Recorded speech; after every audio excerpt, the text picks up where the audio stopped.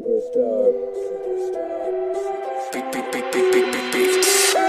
see the devil inside. I feel so very alive. All of them buried in lies. I'm a regular guy. I see the devil inside. I feel so very alive. All of them buried in lies. But I am no regular guy, no regular guy. Here on Nerd Entertainment at its best. I'm actually here with the homie. You probably know him from Clovis, DBoi, aka the Blacksoul. You know what it is. You know what's going down right here, right now, bro. Nice to be here, out there eating pizza and shit. Having pizza. Can we curse on this? I don't even know, bro. Is that okay? Huh? Should I keep the curse words to a minimum on this? No, man, you can go ahead and say You never know, bro. I've been in situations where they're like giving me the, no, don't say that, and I'm already, you know what I mean? But cool, bro. Good to be here, man. Yeah. Thanks for having me, man. Yeah, it's actually, it's actually real good to be here. Got comedy, got some stuff going on, so. It's gonna be tight. Good night, bro. Yeah, man. I was gonna say, so you're actually a hip-hop artist here in the 559 I area. am, correct. All right, so you've been doing this for how long? So it's kind of been a love-hate relationship, as art is probably for all artists, I would say. But I would say I started out in high school, sophomore year, just rapping in the cafeteria with homies, you know, freestyle battles, things like that. But I never really thought I was gonna do music and actually make like a movement out of it or anything like that. But you know, that did inspire me to record my vocals. So I would say, yeah, I started sophomore year, really thinking seriously about it. You know what I'm saying? Gotcha. Dude, where I'm like, and of course we know where you're here from Clovis. Where Yeah. where were you originally from? And have your surroundings shaped you in a creative sense, and in what way? Yeah, man. I mean, a lot of current music nowadays, they get inspired by physical environments, right? Like if you're in the hood, you're obviously gonna be rapping about hood shit. And for me, like, I was never really from the hood. I'm from Clovis, so if you know Clovis, you know that ain't the hood. But I was always a very emotional dude, so I kind of found a way to channel that emotion into these songs. And then kind of just make it work on top of that. You know, it's just a lot of things, a lot of mixture of things. But I would say, yeah, I mean, growing up, I had a rough family childhood, I would say. And so that negative energy, I would say, inspired a lot of my top hits nowadays. Kind of like a dysfunctional family. Exactly, in a way. yeah. I've been through that. I go man. through that right now too. So. It's kind of crazy how depression can sometimes inspire creativity or destruction, you know. It kind of fuels it in a sense, so it's like kind of weird. I don't know. Take that how you want, listeners. Well, because I say that there's a, how do I say? There's an equation. A negative times a negative equals a positive. Yes, that's real. So at least you That's get cool, man. At least you get negative out of That's dope as positive hell. out of negative. That's dope as hell. Yeah, I agree with that one, bro. That's tight. What was your introduction to the hip hop scene? So, working at Grunfoss, as we all know, is a manufacturing place. For anyone who doesn't know, currently I'm working at a manufacturing place, which we all know isn't exactly the dream job everyone dreams of. So I'm basically in a place where if you're not really on top, you're just doing a lot of repetitive things. So it kind of dwelled on me like, I'm here 8 hours. I could do something in this 8 hours. I know my job like the back of my hand. So I started writing, bro. I heard this Mac Miller beat called Diablo and was just like fathomed by it and just listened to it for like a day straight. And then the next day at work, obviously you can't have headphones and stuff at work. So I had that beat playing in my head. It was so vibrant, dude. And I was writing. As soon as I left work, had my whole verse done, went to the homie's house. He had a little townhouse and he was chilling with the boy Jonah. Shout out Austin and Jonah. And I spit it because my boy Austin, he's probably the least judgmental. Felt super creative, super comfortable showing him. So showed him, and the reaction I got was insane, man. That's kind of what fueled me to go, is that look I got. Like, did you really just write that? Was that really you? You know what I mean? And my heart just kind of went with it, you know. After that, I really followed my intuition in that sense. So, yeah, I would say that was the intro. After that, man, I kind of just boosted up slowly by slowly. I wasn't one to pop off overnight. That shit was hard at work. Like, I was just chopping and chopping away. So, yeah, man, I think that my friends are responsible for my passion now. So, shout out to the homies. That's dope. At what age did you start being creative, and in which mediums? Oh man, ever since I could remember, bro. I mean, my pop's super creative guy. Also worked at a manufacturing place, Gallo Winery in Fresno, actually. Dude had his own comic strips called the Boneheads. Like, my dad was a super creative guy, so I think I got my creativity from him. I remember writing as a second grader, and just everyone wanted to be, astronauts and doctors and all these crazy things, but I wanted to be a writer. I didn't even like music at the time. I wanted to be an author, but I just loved writing, and I loved expressing myself with words. And so in a weird way, that's always been my calling. So honestly, man, that's fate right there, man. I believe in that. That energy, I manifested it into what's a reality now. So yeah. Did you ever put yourself like in a library or a bookstore, like a Nah. library or anything like that? No, not really. I've always been intrigued to reading. My mom had me read a lot as a kid. I was doing math facts on summer reading. My mom kept my brain super sharp. Shout out to my mom for that too, because yeah, I would have been an idiot without her. But I mean, as far as putting myself into the zone, I can really just confine anywhere, man. I mean, I could be in a house full of just like in a trap house, and I could write the saddest song you ever heard, or I could be, just different places. So I would say that just depends. I mean, yeah, it just depends. I don't really have a zone or anything like that, you know what I mean? Yeah.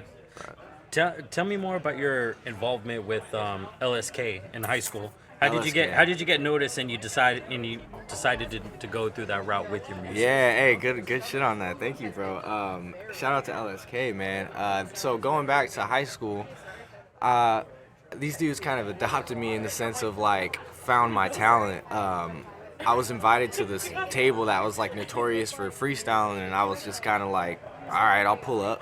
So I pulled up at lunch as a sophomore, and dudes was just freestyling off tops, but they were battling. And not even gonna lie, I wasn't a loud kid in high school. I wasn't nothing like that. But for some reason, as soon as the beat played, that is my box, and I popped, man. I snapped, and that became like the norm for me. That's what I had to do. Like, school became fun because of lunch. Like, and so that kind of gave me the family ties, because at the time in high school, my family was broke, man.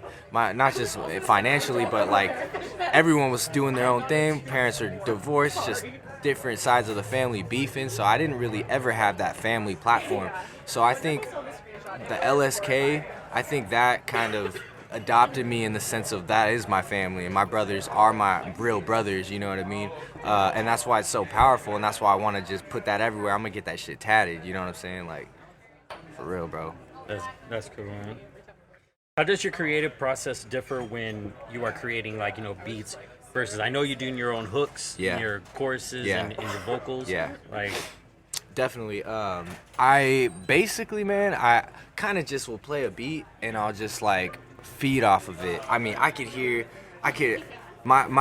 my best attribute would be diversity. I can be as versatile as possible. I mean, I could be on super really raunchy trap. I could be on super slow 808s. I could be on anything, man.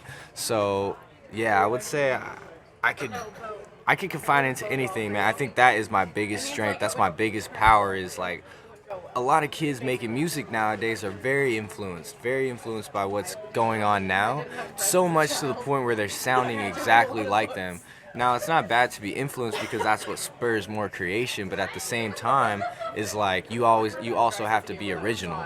So yeah, man, I just try to keep a balance with it, you know what I mean? it's kind of like it takes you like a few years in order for you to find your actual voice. That's like how it is here in comedy.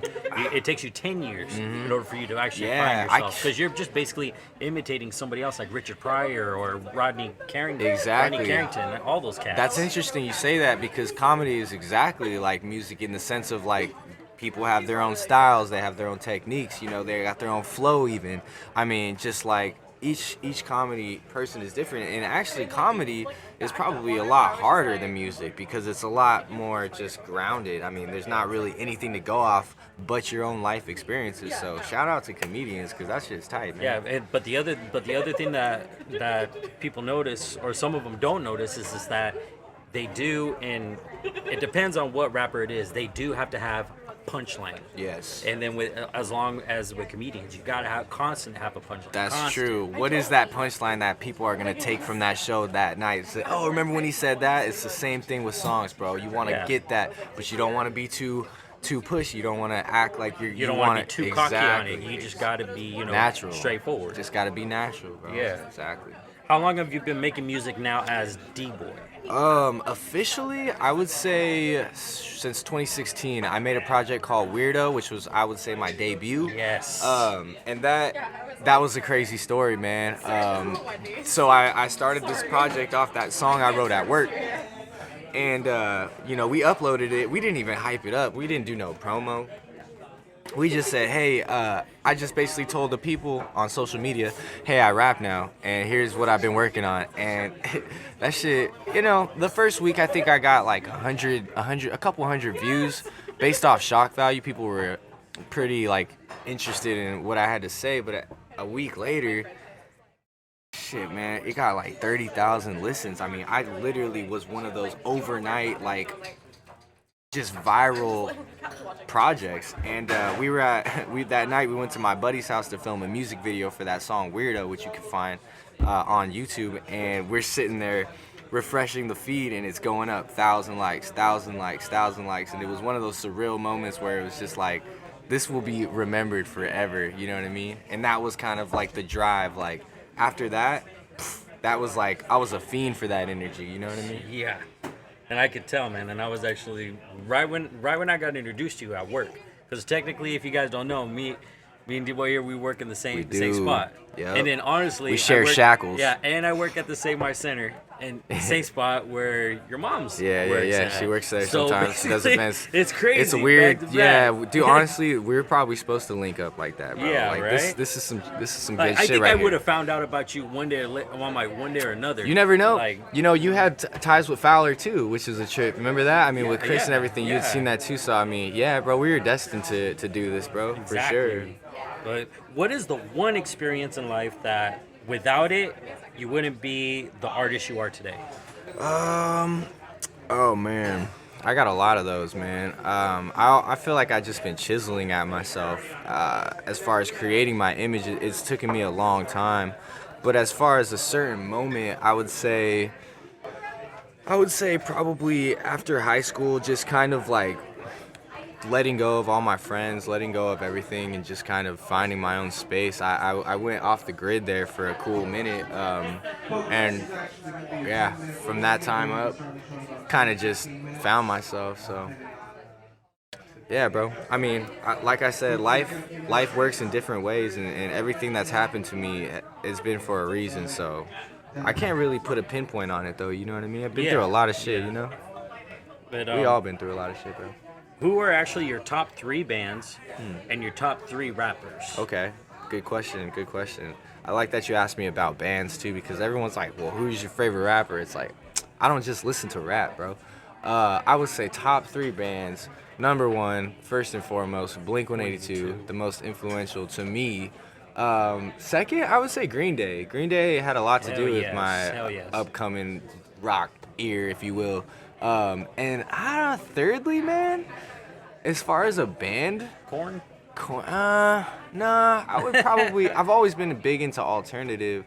I listened to a lot of Taking Back Sunday back then too. That's good. Those guys, they definitely inspired my melodic sense of writing nowadays. I mean, I feel like when I write hooks, it's kind of bringing back that early 2000s melody, you know what I mean? 2005. Yeah, something that no one's really touched on yet. So it's kind of an interesting thing. I'm excited to see how people react to that, you know what I mean? I remember the first time I ever saw Green Day was their American Idiot tour. Oh, you saw them?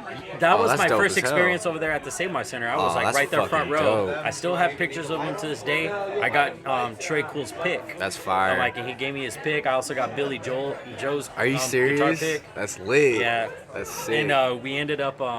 They actually Jimmy World opened up for them. Oh wow, no way. Yeah, so that was my first Save Mart Center experience. You're, I'm gonna work here forever. Right? That was back in 2005. Oh wait, were you working there? I was in high school. Oh, you were actually just attending. I was just You were in high just like school. a I was fan. attending, That's lit. yeah. That's lit, bro. Man, I'll say if I was working there at that age, at 16, that would have been awesome. Hell yeah. That would have been dope. Hell yeah, bro. But what about top 3 rappers? Oh yes, top 3 rappers. Now I can answer this one. I would say number 1, first and foremost, Kid Cudi, man.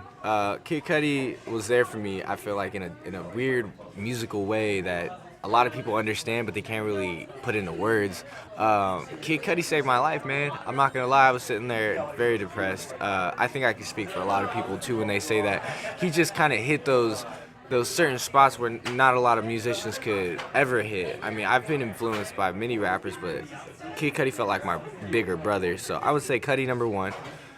Number 2, now, all-time favorite or current favorite? It can be either one. Either one. All-time favorite, I would say, man. Chance the Rapper. Chance the Rapper is tight, man. Chance the Rapper is... he opened the door for a lot of things, a lot of new things that we see nowadays. Super inspirational. And he actually did something that I was saying no other hip hop artist has done. Like he donated all of his money to the schools. Chance is for the people, man. That guy definitely takes care of his community, which I think is a positive thing because there's a lot of negative energy going on in the industry right now too. So yeah, shout out Chance. And I guess number 3, it's kind of controversial. I'm not a big fan of I'll just say it, bro. Kanye West, man. You can't knock his what he's done. You know what I mean? So, and yeah, he definitely influenced me and Cudi and a lot of other people. So Kanye actually did pick me. Honestly, I did pick Eminem and Kanye. Really? Back then when I was in high school, because honestly, I loved his graduation. All of his graduation bear. There's nothing like that, man. Was awesome, and honestly, that was like perfect because you were in school, you were experiencing the stuff, and it was the super sound. relevant. It was dope. Yeah, Kanye was one of the first to really influence like not the first, but he really influenced style, man. People were rocking polos and backpacks and shit like that. So yeah, that shit was crazy, bro. I remember I ended up going to, before it became Rasputin's, it was Tower Records. Oh yeah. And they were selling some stuff by, they were selling his graduation bear, like action figure. And then my buddy jacked it for me, and it was my birthday, gonna be my birthday the following day. And they also ended up jacking quite a few of his albums. Damn. I was just like, dang, they came up on that. You're all thanks, like, bro. I didn't even know. I was like, looking like at some posters, grabbing some Pink Floyd albums. That's a good birthday, bro. Yeah, so I ended up getting something out of it. That's clean. Shout out to the homies out in Fowler. You know who you are. Sorry, Kanye. We had to do it. Yeah. Okay, tell me about the first song. Yeah, it's really good. Okay. Yeah, for sure. Pizza's off the chain. Shout out to the Chicos here in Old Town Shout Clovis. out to Chicos. Okay, tell me about your first song that you ever made. And was it a success or a failure in your opinion? First song I ever made. I would definitely say it was a failure, but in a good way. My mom put me in church a lot in middle school. Which was kind of ironic because I met the first guy that could ever put me on to music in church, and this dude was like me. His parents were forcing him to go, but he wasn't really trying to focus on church. So what happened was, his parents were super into the church. My mom was in the church, so of course they let us hang out. But we hopped in his room, and he had an old school MacBook, bro, stacked up on books. It was like, yo, this is how I'm recording right now. This was probably back in 2012? Nah, 2010, man. And basically just was like, you wanna start making music? I was like, all right, for sure. So, I put my writing aspect to work and just wrote this song. I used to call myself Astro back then before DBoi.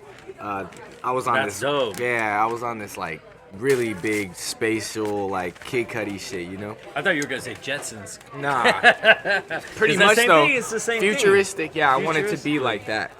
That was my thing. So the first song I made, I put it out on what I think it's called Bandcamp, and nobody fucked with it. I think it got like 50 listens maybe like a year later.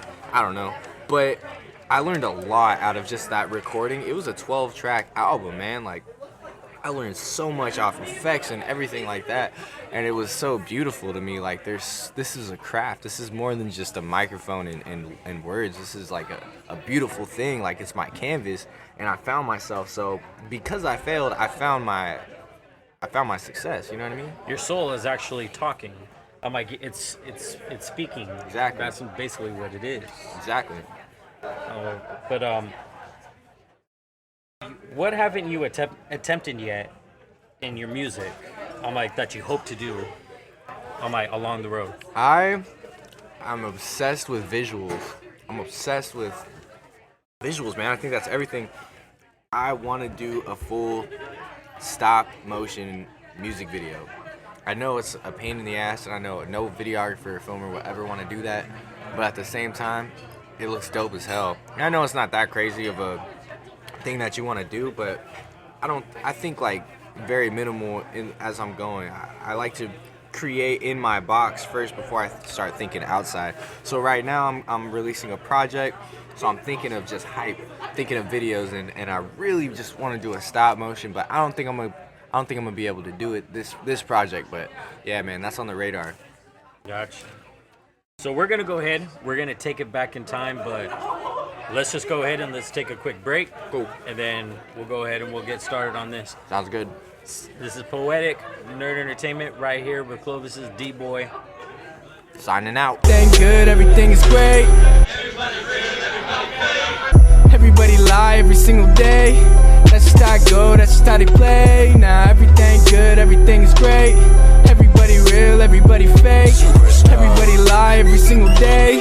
That's just how I go, that's just how they play. Nah. I see the devil inside. I feel so very alive. All of them buried in lies. But I am no regular guy, no. No regular guy. I am no regular guy, no. No regular guy. I am no regular guy, no.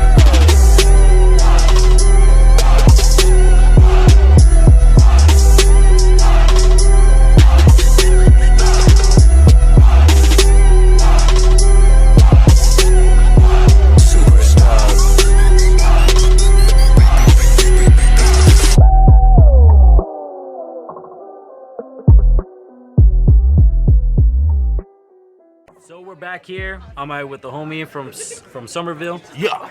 The Blacksoul. You know one what it and is. only Weirdo DBoi. Okay. All right, man. So we're gonna go ahead. We're gonna start off. We're gonna take it back in time. Let's go back to Cali. Yeah. So your SoundCloud features a lot of your music. Yes. Like with Weirdo. SoundCloud is my home. Weirdo being the top playlist with 39.9K listeners, dude. Honestly, man, How'd you feel about that? dude, it's really hard how to take it. You could take it two different ways. You could let it go to your head, or you could take it with a grain of salt. And I've never really been a outspoken, loud dude. I took it with a grain of salt and put it in my back pocket and just kind of fueled myself with that positive energy. You know, obviously it's a lot of appreciation from just the world. You could actually look at analytics on SoundCloud and see where these plays were played. I had plays up in multiple spots in Asia, some Germany listeners, down to Florida, New Jersey. Made some connections out in Jersey. So just That's that dope. little, yes, man, just that little boost right there. I can't even say little, just that boost though. Basically gave me my whole platform, man. So yeah, that was the biggest thing that ever happened to me in my life, for sure. So I gotta know, what is the story behind your song in Weirdo, which became the anthem Yeah. in the album? Yeah. What is the story behind it? I mean, it sounds kind of cliche nowadays, but back then, I really felt different. I really felt like I couldn't fit in. I couldn't fit in no circles. I couldn't fit in with the people that I thought I was gonna fit in with. Tried every outlet, sports, everything, man. I just couldn't fit in. So I've just accustomed to be an outlier, just someone from the outside, and so I've always felt that way. We always felt on the outside. Yeah, Because honestly, that's how I felt. I felt like an outsider. Yeah. I'm like, that's how I felt like in my, like going back. It's just like I still feel that way. Exactly. There are times like when you're part of a crowd, but there are still that times you still get that feeling. Yep. Like I still feel on the outside. Exactly, and I kind of just embraced it in that sense of just like, you know what, I'm gonna just accept it. This is me. This is probably how it's gonna be. So I'm gonna rock it out. And so that I wanted to be my debut project was Weirdo. Look at me, kind of. The album cover is my face. You know what I mean? Got a black bar over it, and it just says Weirdo on my head. Like that's what people have labeled me. You know what I mean? Already. So I'm gonna just go with it. This is me now. Boom, Weirdo. This is what you guys wanted, right? I ended up being called weird numerous times. Me too. I'm like, but mostly I was called like a nerd. Yeah. I'm like, that was mostly my top. That was mostly like my top too. one. And they ended up. I remember the thing that kindled my soul was I don't know if you heard of Hunter S. Thompson, who wrote Fear, Loathing in Las Vegas. Oh, no way. I fucking love that movie. His favorite quote that he put at the end of that movie, I read the book before I saw the movie, before I even thought there was a movie. I was gonna say. It was called, he said, "We're too weird to live, but we're too rare to die." Ah, that's fucking. That I wanted to get tattooed right here on dang. my arm, but I haven't gotten it yet, but I'm gonna get it. That's fire. You better get it, because I'm going to steal that idea. You can go ahead and do it, man. Oh, you want to get back first? to tattoos? You I'll get it bring first? up for I'm going to dude. get it after. That shit's fire. That shit's tight. I like that a lot. But That's cool. What was the story? What was the story behind the song? What about Gold Soul? Gold Soul. Gold Soul was kind of my after effect of just everything that was going on.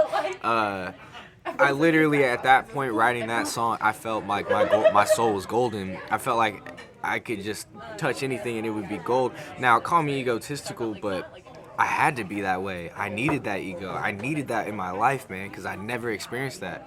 And in that sense, I found myself. This is really what I'm capable of doing. This is how I can act, you know what I mean? I was so stuck in depression that I just thought I was just supposed to be this quiet, little lonely guy. But nah, man, I'm actually a really cool dude, and I didn't figure that out until fucking not even that long ago. So, yeah, man, that's how I would say it. Okay, so what about Ventana, aka window? Yes, Ventana, exactly. It means window in Spanish. And that was my first alternative project. Now, I mentioned before that Kid Cudi was my biggest influence. If you know Kid Cudi, you know everything he puts out is completely different. And you don't know what to expect when he's putting it out. And that's what kind of, I think people liked. So I've always wanted to put out an alternative project, And that was it right there, man, because like I said, I've been inspired by a lot of early 2000s rock, and I needed to let that out into the universe. So, yeah, that was the idea behind that. So. What's up, Tosh? All right, doing an interview, man. Shout out to Tosh. Yeah, Tosh. Comedian with the guitar, man. All right, but what do you think about? Oh, Mike, sorry to be off the subject, but what do you think about the hip hop scene in the 559 area? Very oversaturated. A lot of the same shit. Not hating on the homies, because I do know a lot of homies that are doing it big. Shout out to them. Shout out for Sean, shout out Big Smoke, shout out MC Wicks. MC Wicks, we're getting you next, man. I would say those guys are the pioneers of Fresno. Everyone under is just, it's the same old bullshit, man. I remember when I was looking up like YouTube, like way back in the day when I was like out of high school. Yeah. And I ended up seeing MC Wicks's like his high school shit. MC Wicks was dope. Dude, he's was been the dope. shit. He's been on it, bro. Yeah, man. He's actually a low-key inspiration just because of like just his not give a fuck attitude. You know what I mean? Yeah, and then also the good thing, I think we were talking about this at one time on our break, saying like, he says a lot of shit about himself, so when you come to battle him, you don't got much to say. That's kind of like the 8 Mile defense mechanism of the last battle when it was Papa Doc and B Rabbit. that's kind of like how he did it. Like he said it all, and to the point like you ain't got nothing left. You're just gonna go in and spit whatever. Yeah, MC Wicks is out here fucking playing chess. Y'all are playing checkers, man. Get on it. Yeah, hell yeah. Who would you want to collaborate with?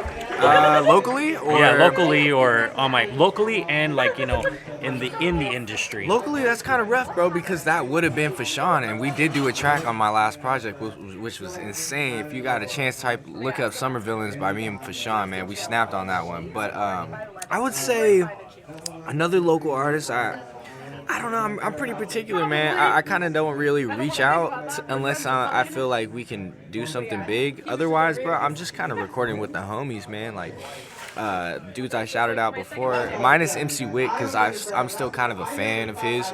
But like Smoke and everyone else, these guys have just been my homies. We kind of all just been coming up. So yeah, man, I would just say, I don't know. We'll see, bro. Reach out if you want to fuck with me. Let's get it.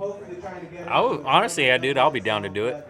Honestly, I really want to end up doing like a documentary on a local artist. But I think you would actually be good because honestly, like the stuff that you tell me on how you end up getting everything set up and all that and doing all your shit, that would actually be like pretty dope to end up documenting.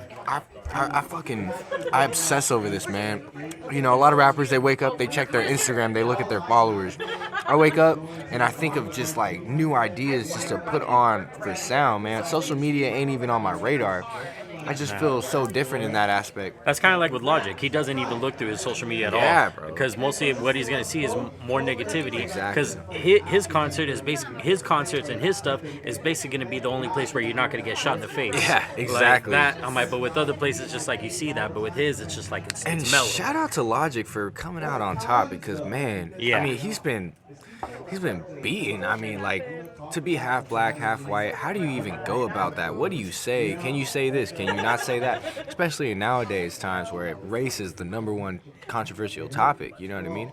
And for him to be thriving, like to not even be close to peaking at his career, man, shout out Logic. He's doing big things. Yeah, bro. And then honestly, I think he was kind of like one of the first artists to bring back Wu-Tang Clan and then do a track with them. Hell yeah. Like that was respect. That was respect. Yeah, and that said a lot. And he collaborated with Eminem. Yeah. And he ended up collaborating with Joyner Lucas. He He just recently did a music video with him. I forgot about that. That's crazy, man. There's so much content out there. Sometimes you just forget about these legendary fucking songs that have been made. But yeah, shout out Logic for doing that. That's real, bro. Joyner Lucas is also good because like I like his ways with stories. He's a storyteller. Like, no he doubt, is, man. bro. He no is. doubt. Like he's kind of like the guy to grasp to. Like if you know, like there's a thing that you're feeling. Yep. And then you can feel that. Good to see you too, bro.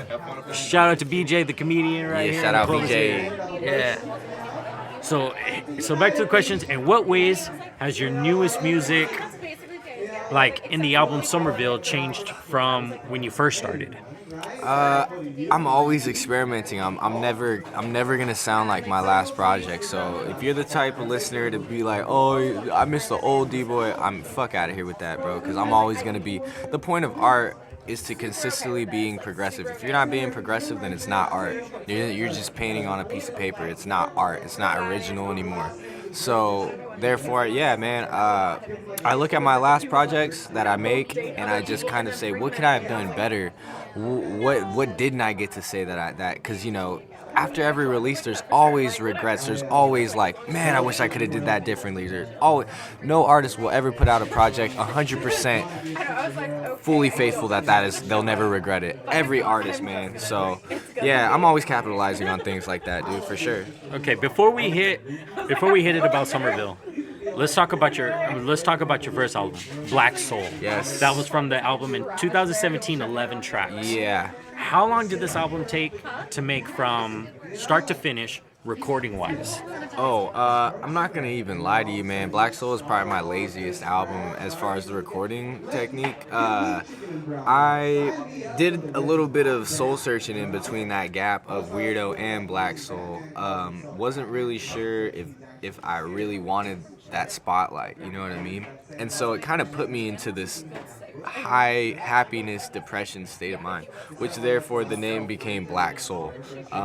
And there you have actually Gold Soul, which there's different phases of me. So Yeah, man. I mean, yeah, Blacksoul, the recording process, it was rough, but honestly, it came out very good.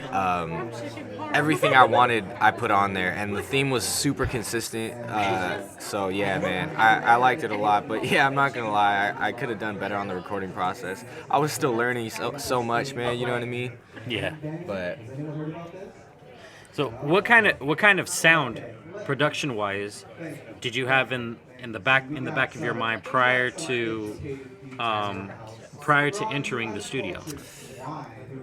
you could ask my engineer, shout out Nick, shout out Chiefin. I take my recording sessions very seriously, man. I got homies that go in there, they be rolling up blunts, smoking, drinking Henny and shit. Like, that shit's cool. I can't record on none of that, bro. I gotta go into the studio, I gotta be sober as hell. Not only that, but I have to memorize my verse. I can't be looking at my phone spitting. I need to know that shit, that way I can sound as genuine as possible, like I'm speaking to you.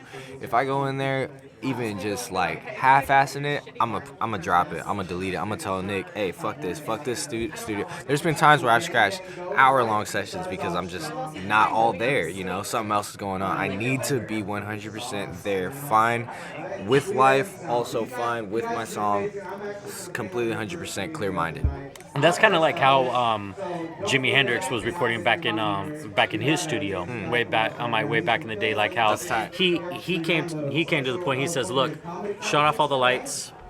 I'm not gonna face you guys where the glass was at." He was facing that way, the opposite direction, and then playing his guitar and feeling it. Like he even took his headphones off, hung them up, and then just recorded and went with it. And then he just said, "Did you get that? Did you get that?" And then once they got it, that was it.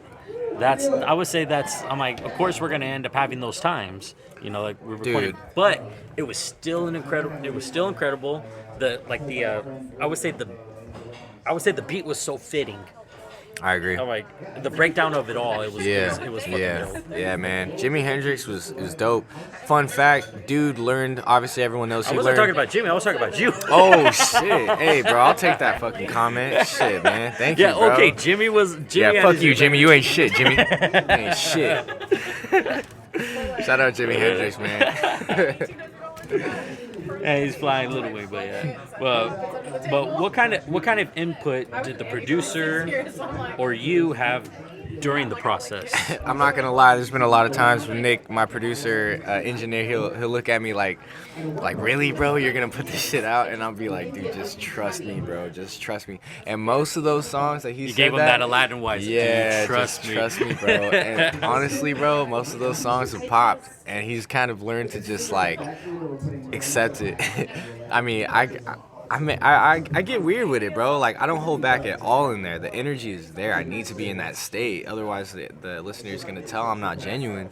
So, yeah, bro, there's been some awkward times in that studio where I'm just like, let me do me, bro. I promise, like, it'll be fire. But, yeah, there's definitely, but I trust Nick at the same time to where if he tells me that it's not good, then maybe sometimes I'm like, I needed someone to tell me that, like, you know what, that you're right, you know. Yeah. I'm rushing it, kind of thing. So yeah, man, my engineer, he's very essential in the process for sure. Were you pleased with the outcome, sound production wise?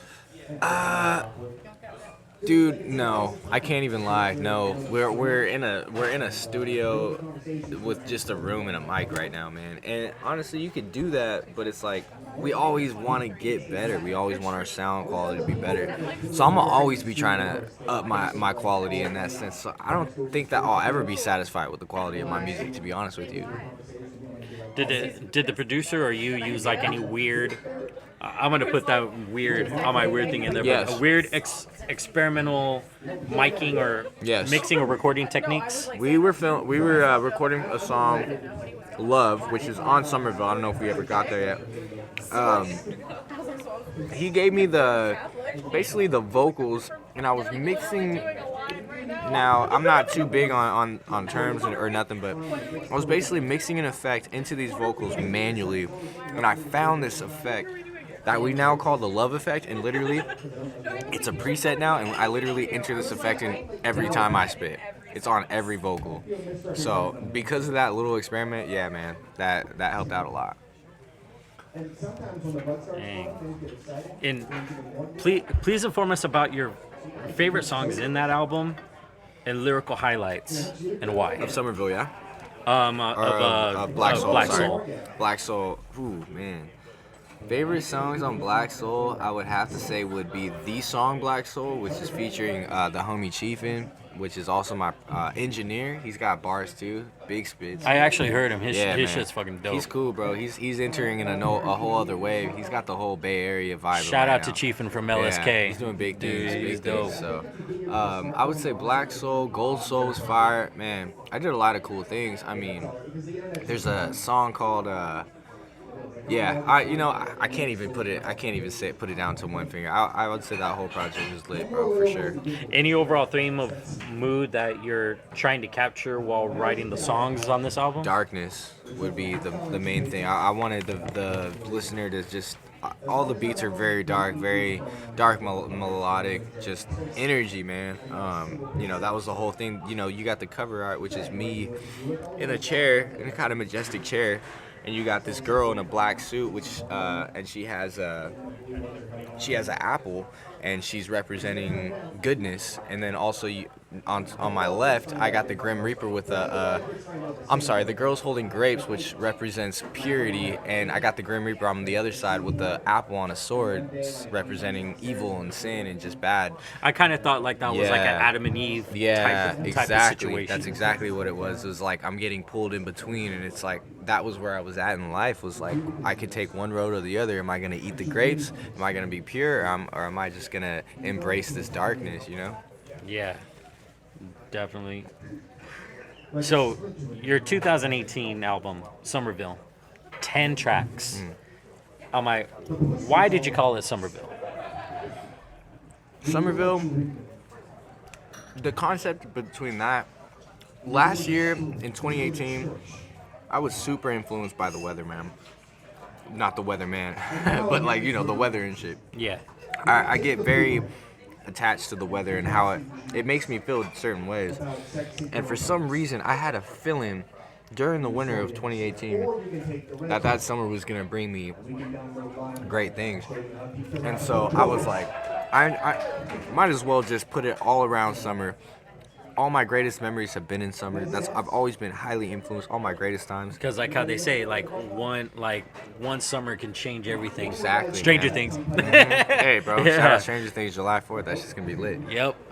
But yeah, dude, I would say that right there inspired the whole project because I wanted to really write summer songs with a lot more acoustic beats and just uplifting beats and melodies and. Stay away from the darkness, kind of like all right, I'm out of the darkness now. Here's a new vibe. I'm blossomed now. You know what I mean, if you will. Yeah. Do you expect it to get in more playlists in the summer of 2019? Do you expect more listeners now that it's summer and that's the theme now? And do you expect it to end up getting more listeners on SoundCloud? As far as the project I'm about to put out now. Yeah. Yeah, I would say I got a lot of attention on me now with the project Summerville. I was actually lucky enough to be featured on a song with Fashawn. Actually, Fashawn was a feature on my song, and he actually gave me the beat. Pretty cool story. We ended up linking on Twitter. I kind of just tweeted, hey, who would listen to a Fashawn song? Got like 50 likes. I got a DM from Fashawn maybe 5 minutes later. Let's work. We ended up linking up at the skate park that same day, and we were just chopping it up about skating. But sooner than later, he pulled up with his whip, and he started playing beats. And just was like, "Pick one, bro. Like I fuck with you. Just pick one, bro. It's yours. The verse is yours, bro." I was like, "Fuck, all right, dude." So I just picked this song, which turned into Summervillains, man. That was legendary. So, yeah, I mean, I would say because of that, I got a lot of attention, and I also met a lot of other big names networking with that project. So, yeah, the boost is real, bro. I mean, it's kind of all eyes on me right now. So I just got to capitalize. You know what I mean? Yeah, definitely. Yeah, what was the concept of the album cover? Because it reminds me of like animation. Because of the colors, it brings out that vibe of summer and exactly. And what is the history behind it? Color, I wanted it. We're just talking about Color, right? No, we're talking about Summerville. Sorry, Summerville. I wanted it to be like a digital animated vibe. With still like a city. I always had this image of a skyline on that album, so I needed to find that.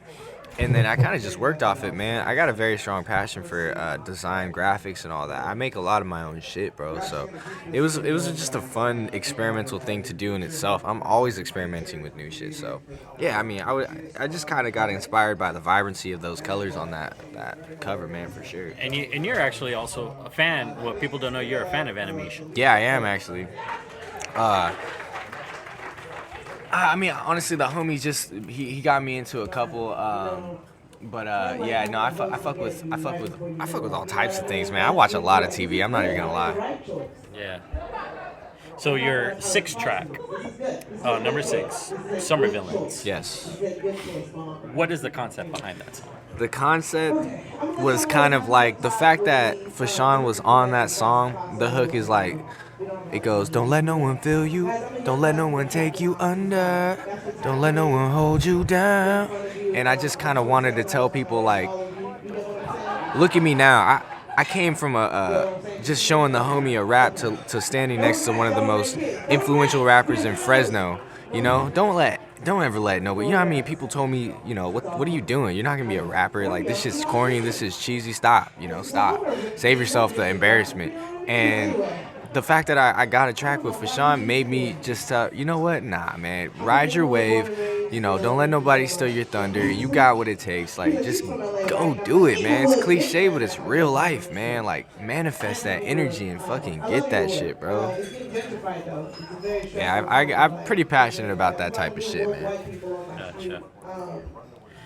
So, could you describe your creative process of the album? Yeah, so it could take me a month to write an album, or it could take me a year, man. I kind of just go based off my own life experiences. What am I seeing in front of me? What am I seeing on TV? What am I seeing on YouTube? What's capturing me, you know? What style is it?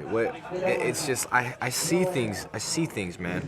And so I really feel like I'm supposed to do this because I always get these big ideas at the right times, and it's a trip to me. Like, I can't sit here and brainstorm. I just rely on my brain. That shit just gives me. So once I get a concept, I basically just vibe with it. I start playing beats. I start reaching out to producers. I start writing. I start experimenting. And then usually I can trust my own intuition in the sense of, like, I'm going to make that shit sound fly as fuck, bro. So if I got a cool, steady idea, yes, I'm going to execute that shit. Gotcha. And where did the ideas come from for this album, and how are they transformed into your mind? Yeah, it's kind of crazy, man. I've been wanting to do this project since before Summerville. I actually told a buddy about it who I didn't really feel like he was judging me, but I told him about it, and he was kind of just like, it's not the time for that, man. It's not the time for that. The concept was the same as far as making each song a representation of how colors make me feel, certain colors, and that just wasn't the wave back then. So I said, all right, I'm gonna put that in my back pocket though. So I made Summerville, which was fucking gracious for that homie who said that, because Summerville was the perfect. I don't feel like this project fit in that time period. And so after Summerville, it was like, all right, now it's time. You know what I mean? Like, I have the tools I need to do exactly what I want to do. And so, yeah, man, just kind of took it from there. And I dig that fucking album, because that album does kick. Yeah, bro. I'm like, and at this time of year, because it's already summer of 2019. It's back in rotation. I'm getting likes again. I'm getting listens on that. So shout out y'all. Yeah. Did you expect this one to be different than Blacksoul sound wise? Summerville. Yes. I wanted it to be a more acoustic album. Not so much alternative, because you know what? I take that back. There actually is a cool concept of Summerville. I was gonna hold back on saying it, but I'm just gonna say it. If you'll notice on the tracks, you'll see 3 songs committed to, the first 3 songs are basically the sunrise. So you have, the first song's a slapper. That basically is supposed to just wake you up. You know, the next 2 songs are supposed to be those songs you play on your way to work, whatever. And then you got the Sunset, basically, which is the middle of the day songs, you know, just kind of laid back, low key. That's where you got Love, and all these just songs just to get you past that freaking 3 o'clock mark of your day, you know, something to just vibe you out, just don't, you know. And then of course you got the last 3 songs, which are Nightfall, which are my you know, party tracks. I got some bangers in there, shit that you're playing at night with your homies or at a party and stuff like that. So the concept of that project was a full day, a summer day in Fresno, you know what I mean? Yeah. And so now for the final on my final track, so you got a new project coming in. Yeah. Technicolour, which is which is I like to call like the Technicolour phase. Yes, like, exactly, man. Like, so what can you tell the listeners about Colour? This is gonna be something different, man. Something that you guys haven't expected before. So just to start from the beginning, the concept of it is every song is gonna represent a basic color on the scale.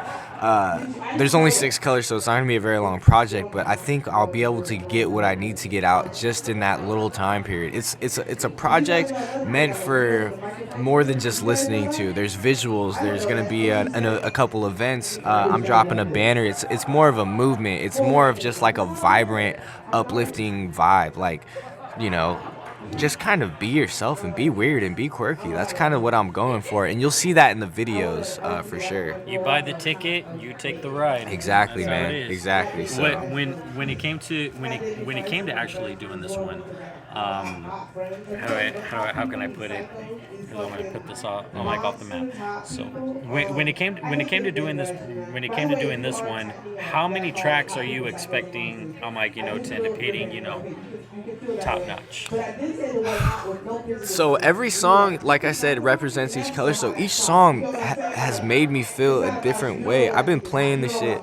I started writing this project in February, in the sense of like I completed it at the end of March, and I've just been sitting on it, and I've been capitalizing and playing it, mastering it through, putting on layers and layers and layers. So, and at the end of the day, each song makes me feel good, but in a different type of way. I'm confident that each song is gonna make you feel something, and if it makes you feel something, then I did my job.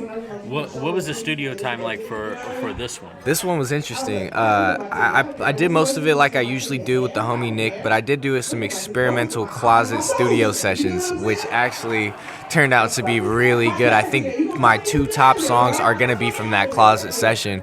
Literally sat there with my MacBook Pro and some AirPods, and I fucking just put the song down, bro. Spent 4 hours each on the song, and it just turned out to be amazing, man. I learned a lot, and I learned a lot about myself in the sense of like, I can just pick up whatever I want to, man. Like, fucking, I can just learn it, bro. Like, there's not much to it. Like, if you want to do it, you can just do it, you know? Yeah.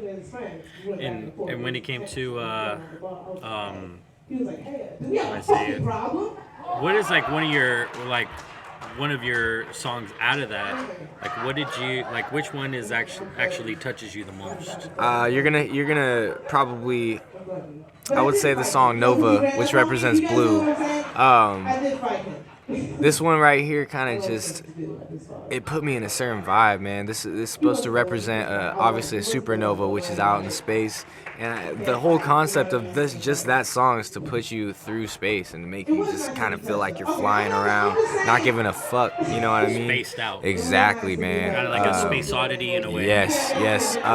Again, a lot of experimental shit on that track. You're gonna love it. But yeah, I would say that would be my personal favorite that I've made for sure. And then also on top of that, I ended up getting an exclusive sneak of the music video that you got for it. Yes. What can you say about that music video? That's gonna be my bread and butter, my friend. Shout out Jason Vargas Films, man. That fool, you're on some new shit, bro. We made this video out in Fowler. Shout out to Dingo Den. We really put animation to its finest. This is gonna look like a lyrical Lemonade video, man. It's gonna be crazy. And it really captured the song that I've made for it, which is Green, which is titled Broccoli. The whole concept was quirky, man. It was to be vibrant. It was to be out there. It was to just anything and everything that you wanted to do weird, fucking do it. And that was just the shoot, and it turned into a fucking movie, man. Yeah, and also there was some animation. There was a lot of animation, and that was what I wanted. Was like, you could film a video off a fucking $20,000 camera with the best lens, but if you're just sitting there moving around, you can get 1,000 views. But if you're sitting there, you put a fucking tripod on yourself, but you animate that shit stop motion and throw a couple drawing effects on there, guarantee that shit will get 3 times as much more views. Just because the listener needs to be entertained. There's a sense of just like, you just need to be able to appeal at the times you need to appeal. You know what I mean? The listener is they're never gonna listen as long as you think. So yeah. They gotta see it. They gotta hear it. They exactly. Gotta speak about it. Well, you know what I was looking for? They have a short attention span, is what I was trying to say. You know what I mean? You really have to just capture each moment that you can, for sure. So yeah, the visuals are gonna be big on this one, bro. You got any, what is the, because you were telling me about, about you having a huge banner. Yeah, so. And honestly, with me personally, I'm going to end up filming you when this is going to be going up. Yeah, that's just going to be fun. What can you say about that? So, July 11th, 2019, we're going to be doing a show out on Art Hop out in downtown Fresno. If you're from Fresno, you know of the event. If you don't, come out. It's a great event. We're gonna be out there. I'm gonna have ice chest full of beer. It's all free. Just come through, enjoy the show. But the big thing that I'm very excited for is we're gonna be posted up. Try to get a spot by the Security Bank, which is the tallest building in Fresno. And I actually bought a 20-foot banner, 4x 20-foot banner, to hang from the top of the Security Bank building. Now, this is going to be seen by all of Fresno, you know, from people on the freeway, from people everywhere. And that was just the concept of, like, not giving a fuck. Like, fuck the conformity, fuck everything else. I'm going to put my shit out there because no one else will. So that's the idea behind that. It's kind of just a fuck you industry, I'm doing me kind of thing. And fuck with my shit, you know what I mean? Look out for that. July 11th, look out for that. I was gonna also say, because I know that I'm gonna be doing the other thing, but have you found anybody, like, I think it would actually be cool, like, to have a drone being like going towards it and then coming out. Do you have somebody up on that? Yeah, the homie Chris Gonzalez from 75 Girl Records actually is gonna be out there from probably for a couple hours. He said he's got his drone camera up there, and yes, best believe we're gonna get that shot, bro. That's golden right there, man. That is gold. Yeah.